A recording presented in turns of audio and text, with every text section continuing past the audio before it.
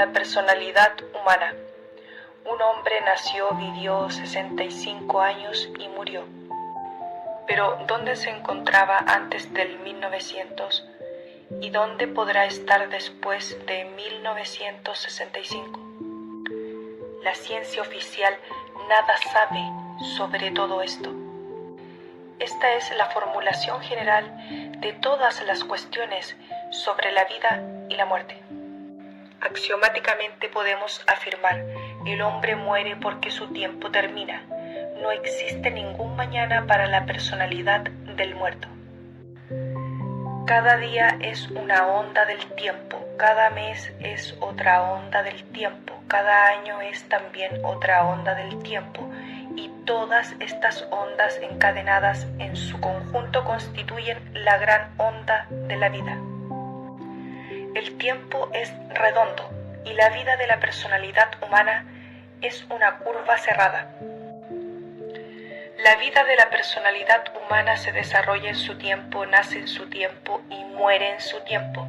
Jamás puede existir más allá de su tiempo. Esto del tiempo es un problema que ha sido estudiado por muchos sabios. Fuera de toda duda, el tiempo es la cuarta dimensión. La geometría de Euclides solo es aplicable al mundo tridimensional, pero el mundo tiene 7 dimensiones y la cuarta es el tiempo. La mente humana concibe la eternidad como la prolongación del tiempo en línea recta. Nada puede estar más equivocado que este concepto, porque la eternidad es la quinta dimensión. Cada momento de la existencia se sucede en el tiempo y se repite eternamente. La muerte, la vida, son dos extremos que se tocan.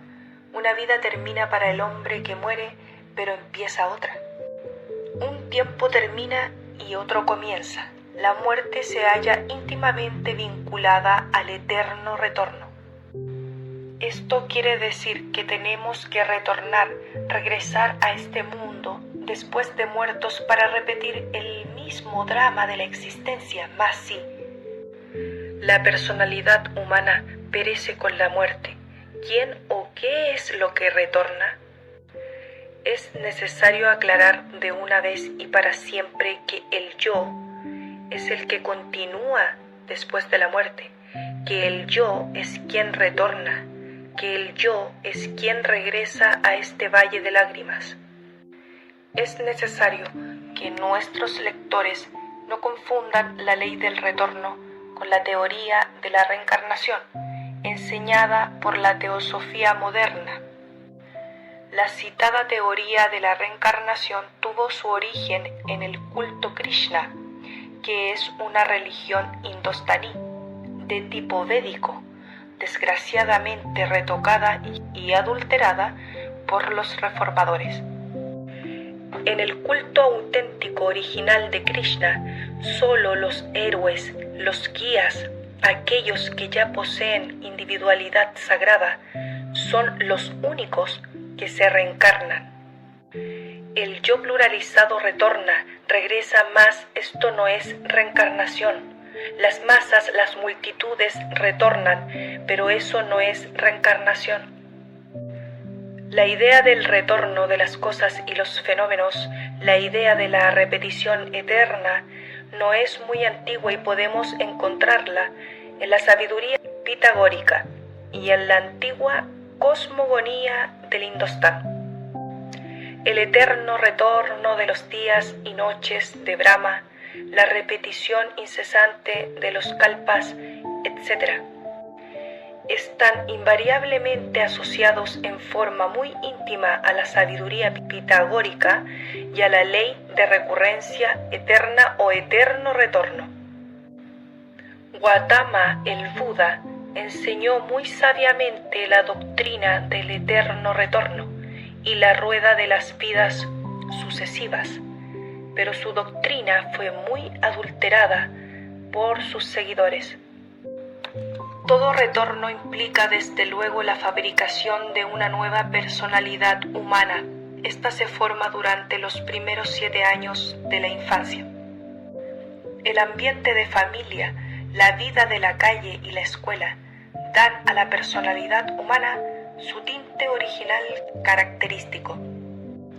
El ejemplo de los mayores es definitivo para la personalidad infantil. El niño aprende más con el ejemplo que con el precepto. La forma equivocada de vivir, el ejemplo absurdo, las costumbres degeneradas de los mayores dan a la personalidad del niño ese tinte peculiar, escéptico y perverso de la época en que vivimos. En estos tiempos modernos, el adulterio se ha vuelto más común que la papa y la cebolla, y como es apenas lógico, esto origina escenas dantescas dentro de los hogares.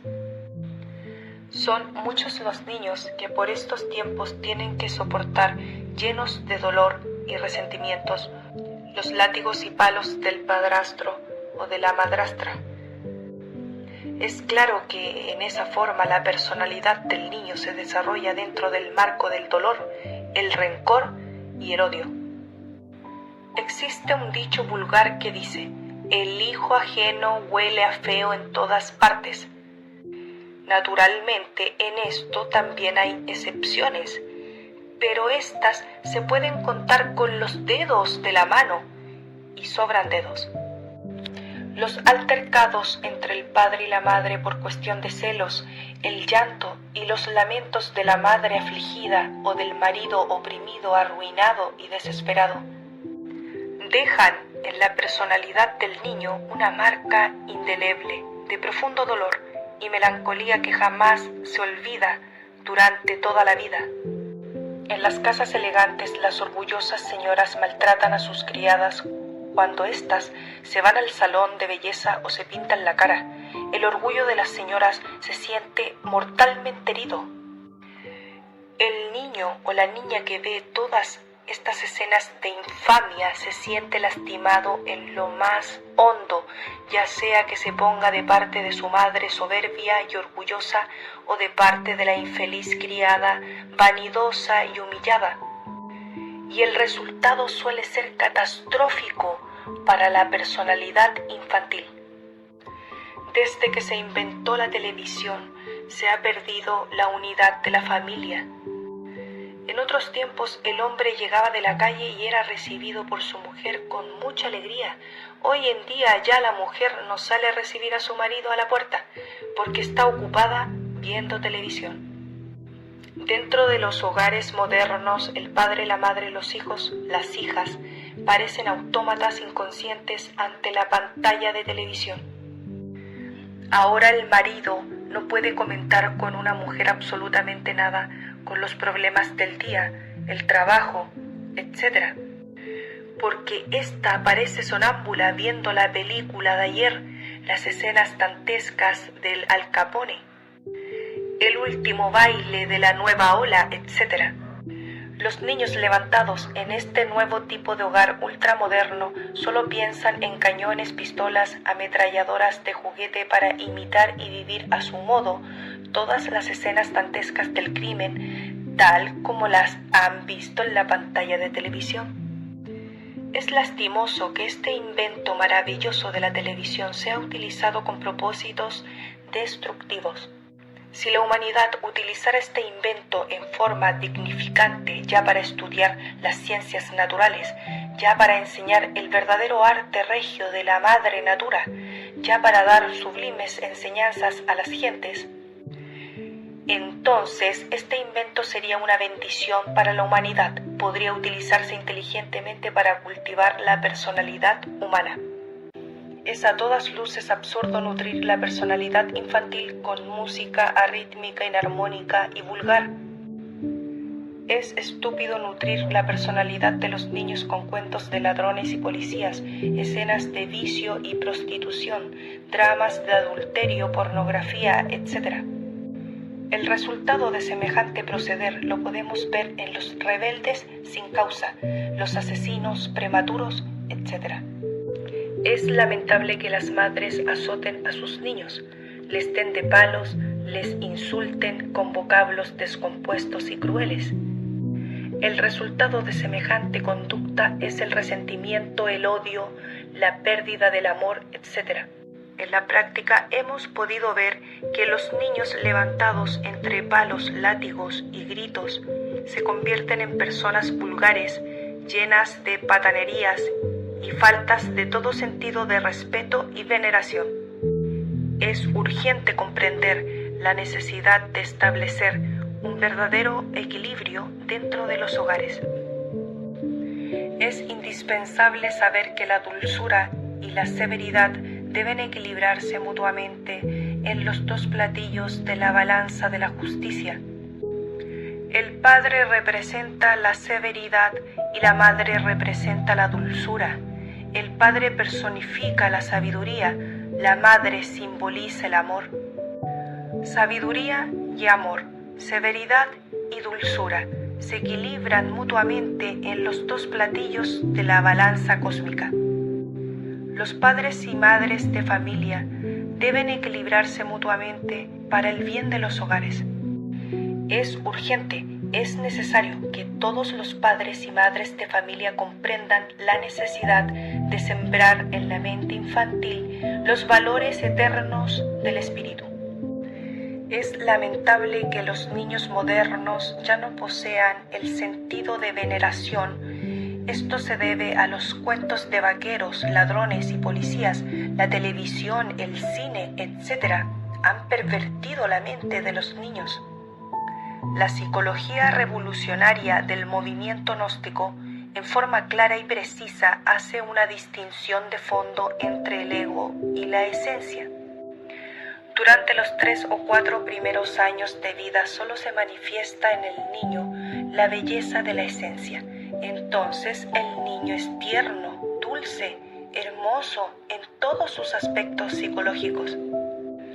Cuando el ego comienza a controlar la tierna personalidad del niño, toda esa belleza de la esencia va desapareciendo y en su lugar afloran entonces los defectos psicológicos propios de todo ser humano. Así como debemos hacer distinción entre el ego y la esencia, también es necesario distinguir entre personalidad y esencia. El ser humano nace con la esencia, mas no nace con la personalidad. Esta última es necesario crearla. Personalidad y esencia deben desarrollarse en forma armoniosa y equilibrada.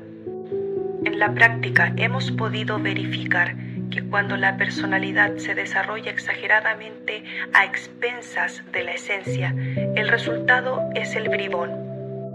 La observación y la experiencia de muchos años nos han permitido comprender que cuando la esencia se desarrolla totalmente, sin atender en lo más mínimo el cultivo armonioso de la personalidad, el resultado es el místico sin intelecto, sin personalidad, noble de corazón, pero inadaptado e incapaz. El desarrollo armonioso de personalidad y esencia da por resultado hombres y mujeres geniales. En la esencia tenemos todo lo que es propio, en la personalidad todo lo que es prestado. En la esencia tenemos nuestras cualidades innatas, en la personalidad tenemos el ejemplo de nuestros mayores, lo que hemos aprendido en el hogar, en la escuela y en la calle. Es urgente que los niños reciban alimento para la esencia y alimento para la personalidad. La esencia se alimenta con ternura, cariño sin límites, amor, música, flores, belleza, armonía, etc. La personalidad debe alimentarse con el buen ejemplo de nuestros mayores, con la sabia enseñanza de la escuela, etc. Es indispensable que los niños ingresen a primarias a la edad de 7 años previo. Los niños deben aprender las primeras letras jugando. Así el estudio se hace para ellos atractivo, delicioso y feliz. La educación fundamental enseña que desde el mismo kinder o jardín para niños debe atenderse en forma especial cada uno de los 3 aspectos de la personalidad humana, conocidos como pensamiento, sentimiento y acción. Así la personalidad del niño se desarrolla en forma armoniosa y equilibrada. La cuestión de la creación de la personalidad del niño y su desarrollo es de gravísima responsabilidad para padres de familia y maestros de escuela. La calidad de la personalidad humana depende exclusivamente del tipo de material psicológico con el cual fue creada y alimentada. Alrededor de personalidad, esencia, ego o yo, existe entre los estudiantes de psicología mucha confusión. Algunos confunden a la personalidad con la esencia y otros confunden al ego o yo con la esencia. Son muchas las escuelas pseudo-esotéricas o pseudo-ocultistas que tienen como meta de sus estudios la vida impersonal. Es necesario aclarar que no es la personalidad lo que tenemos que disolver. Es urgente saber que necesitamos desintegrar el ego, el mí mismo, el yo, reducirlo a polvadera cósmica.